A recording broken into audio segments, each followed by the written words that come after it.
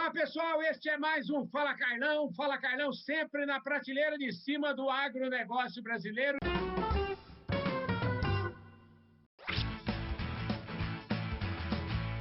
Eu tenho a honra de receber aqui meu queridíssimo amigo Paulo do Carmo Martins, que é o chefe-geral da Embrapa Gado de Leite, e ele tem uma história com o gado de leite fantástica. Ele é um especialista em leite e especialista em derivados de leite.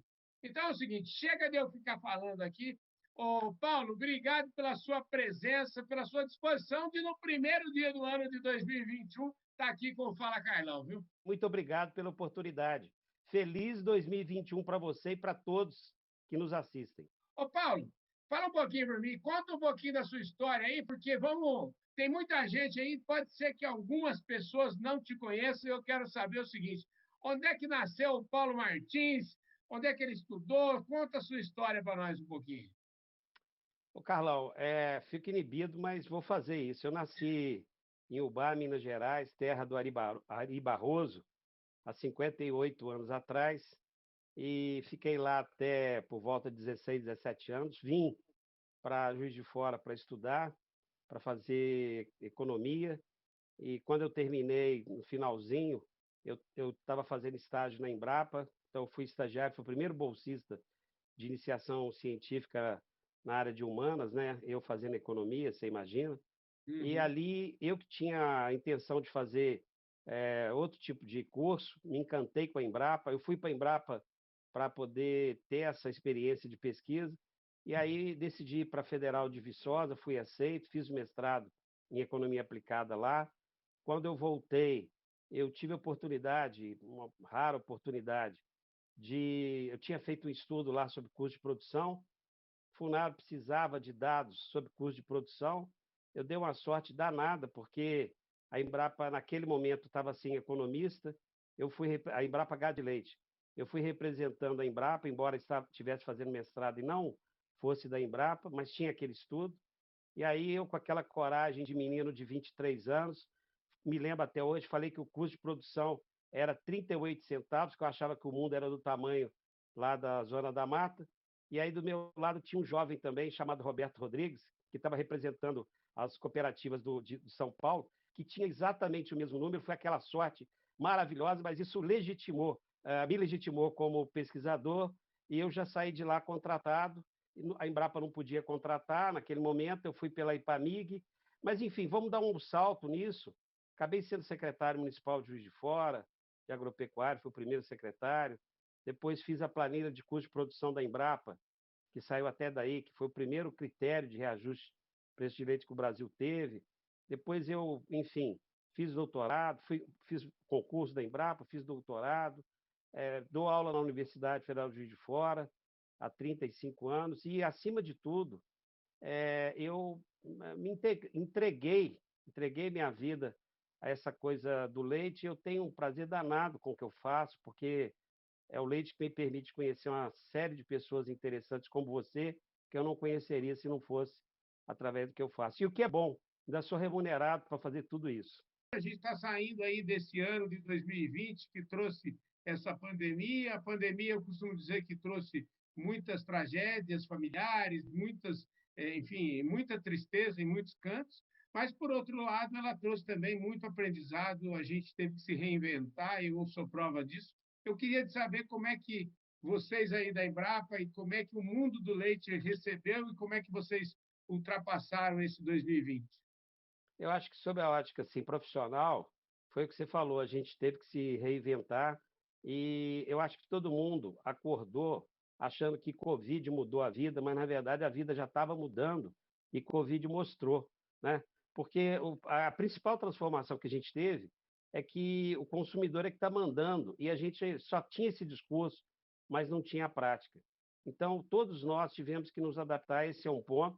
O segundo ponto, a gente aprendeu a trabalhar com as ferramentas digitais que estavam todas aí. E o terceiro ponto fundamental é que a gente descobriu que, para fazer amizade, você não precisa tocar nas pessoas, embora seja relevante, precisa olhar no olho, precisa falar a verdade. E tudo isso significa dizer o seguinte: o mundo transformou, não foi agora, nos meados de março do ano passado, foi quando surgiu o tal do smartphone, lá em 2013. De lá para cá, as coisas estão se transformando em velocidade muito grande e nós estamos nos adaptando. Acho que na Embrapa a gente teve algum probleminha, é claro que teve, para poder. Porque, por exemplo, a gente não está recebendo visitas, então os produtores não estão tão próximos.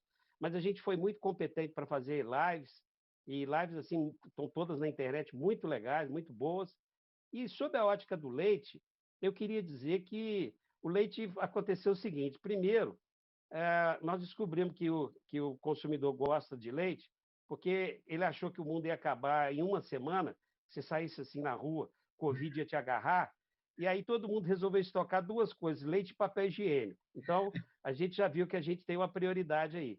Depois, o pessoal ficou preso, e aí descobriu que não tinha cometido crime nenhum, mas tinha que estar preso. Então, quando você não comete crime e tem que continuar preso, você quer uma recompensa. E o pessoal foi para o consumo que a gente chama de indulgente. O pessoal começou a consumir leite condensado, creme de leite, queijo, doce de leite, ou seja, essas gordelícias que a gente tem e que são derivados do leite, e que o pessoal fez para tentar continuar se mantendo em casa. A gente detectou isso em abril, um negócio interessante, porque nós fizemos um algoritmo e começou a ler as redes digitais, a gente viu que isso ia acontecer. E isso deu um gás tremendo ao setor. A gente nunca teve preços tão interessantes para esses derivados como no ano passado, como em 2020. Agora, ao longo do ano, a gente começou a ter uma perda de margem, mas mesmo assim foi um ano maravilhoso. Por quê? Porque ficou muito caro, né, a ração. E aí a ração foi destruindo margem do produtor, destruindo. Mas nós terminamos o ano muito bem, muito bem. E eu queria até fazer um comentário, acho que muito importante. Todo mundo fala assim: ah, esse consumo de leite aumentou por conta do Corona Voucher. Em parte foi, mas a grande parte foi essa mudança comportamental que aconteceu. Eu acho que a gente tem aí um 2021 desafiador para todos nós, mas é o começo do fim dessa loucura, dessa disruptura que a gente teve em função de Covid-19. Ô, Paulo, deixa eu te falar, a Embrapa, reconhecidamente, é uma entidade que vive de inovação, uma entidade que ajudou e continua ajudando muito o Brasil a se transformar nesse grande fornecedor de proteína, enfim, de agronegócio como um todo, de todas a agricultura, pecuária, e inovação está no cerne desse negócio.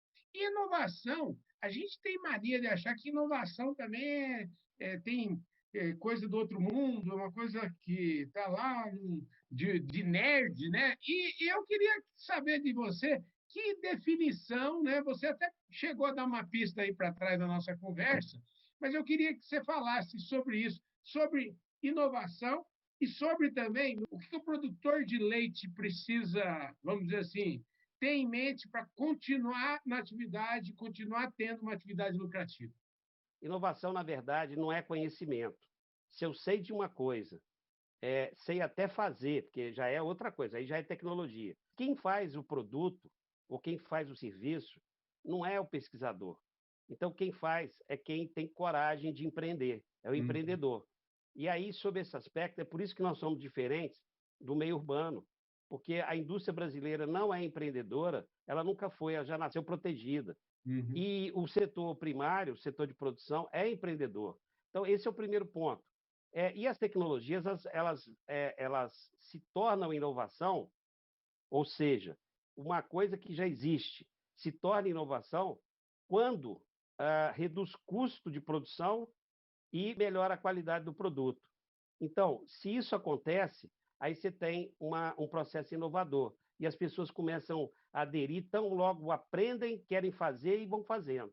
Nós fizemos na Embrapa, junto com as universidades brasileiras, a montagem da estrutura para que o produtor inovasse. Sem a Embrapa e as universidades, não teria agricultura brasileira. Mas sem a audácia do produtor brasileiro, nós não teríamos, como fechamos o ano passado, não teríamos fechado no maior recorde de superávit da balança comercial brasileira e, ao mesmo tempo, o maior superávit gerado pelo agro mundial, foi o nosso. Então, no ano passado. Então, essas coisas nos dão uma condição muito favorável. Agora, o produtor de leite, ele foi prejudicado durante muito tempo pelo governo, na década de 80, pelos economistas do governo, que controlavam a inflação segurando o preço do leite. Então, você criou um ambiente pouco assim, disposto, pouco apropriado para fazer inovação. Enquanto soja estava desenvolvendo, milho, o produtor de leite não tinha motivação, porque tinha preço controlado, e o preço era controlado contra o produtor. Dos anos 90 para cá, quando acabou o tabelamento, aí nós começamos uma transformação verdadeira. E cada vez mais a gente está tendo isso, e tem uma revolução silenciosa, Carlão, acontecendo, que os dados ainda não captam, porque a gente faz censo de 10 em 10 anos, e que tem muita gente do agro, mas que não é do leite, que não sabe o que está acontecendo. E qual é essa transformação? Uma adoção muito rápida de tecnologias digitais que vieram para facilitar a tomada de decisão. Uma coisa é você produzir soja, tem um pacote tecnológico definido. A outra é produzir leite, que você tem N variáveis para considerar e a sua chance de erro é muito grande. Então, quando você leva a fazenda para dentro do smartphone, para dentro do celular, você reduz, não é que reduz, você minimiza muito a chance de fazer bobagem. E é isso que está acontecendo. Eu queria que você falasse desse projeto tão inovador aí da Embrapa, do Ideias for Mil, que me conte o que está acontecendo, de onde surgiu essa ideia e o que é esse projeto. A ideia surgiu ainda em 2014, mas ela só ficou madura em 2016, quando o agro ainda não era pop, e o nosso problema era como é que a gente ia estar no mundo digital. Então, a Embrapa fez uma coisa, a gente fez lá na Embrapa Gado de Leite uma coisa muito interessante. A gente se aproximou das universidades e nós estamos trazendo engenheiros, Carlão. Essa turma da engenharia, ciência de computação, esses caras que são feras, para entenderem do leite e eles começarem a gerar soluções. E aí vieram também as empresas de tecnologia, de informação e comunicação. Elas vieram porque queriam entrar no agro e não encontraram. E aí, quando a gente juntou tudo isso, só faltava um ingrediente fundamental, os jovens. E eles estão conosco, que é uma maravilha. A cada ano a gente está fazendo duas coisas. Primeiro, junto com as universidades, gerando soluções, como eu falei, o algoritmo previu no dia 30 de abril que ia aumentar o consumo de derivados lácteos, porque o algoritmo estava lendo as redes sociais, Facebook, coisa e tal. Isso é o único produto que tem o algoritmo que faz previsão de consumidor, somos nós, porque fizemos associação com as universidades. E também nós estamos descobrindo startups no mercado que estão se dedicando ao leite e nós estamos dando visibilidade para eles. Como? A Embrapa procura motivar pessoas, inclusive vocês, jornalistas, para conhecerem esses projetos e é impressionante. Então, o Ideas for Mil, que é isso? É juntar 3 ingredientes fundamentais. A academia, representada pela Embrapa e as universidades, as empresas de tecnologia de informação e comunicação, o setor privado, juntando esses 3 com a cereja do bolo, o leite é, de longe, o primeiro ecossistema consolidado do agronegócio brasileiro e o primeiro que está entregando soluções tecnológicas muito rápido e maravilhosamente bem, e tudo isso acontece porque também a gente tem tido muito apoio de vocês da imprensa, e a gente começa 2021 sabendo que coisas ruins ficaram para trás, mas o Ideas for Mil que vai continuar a sua trajetória. Paulo, um beijo para você. Muito obrigado pela sua participação aqui, viu? Muito obrigado e logo, logo passou essa crise, quero te fazer uma visita. Estou com saudades. É isso aí. Esse foi mais um Fala Carlão, sempre na prateleira de cima do agronegócio brasileiro. Um forte abraço a todos vocês. Valeu!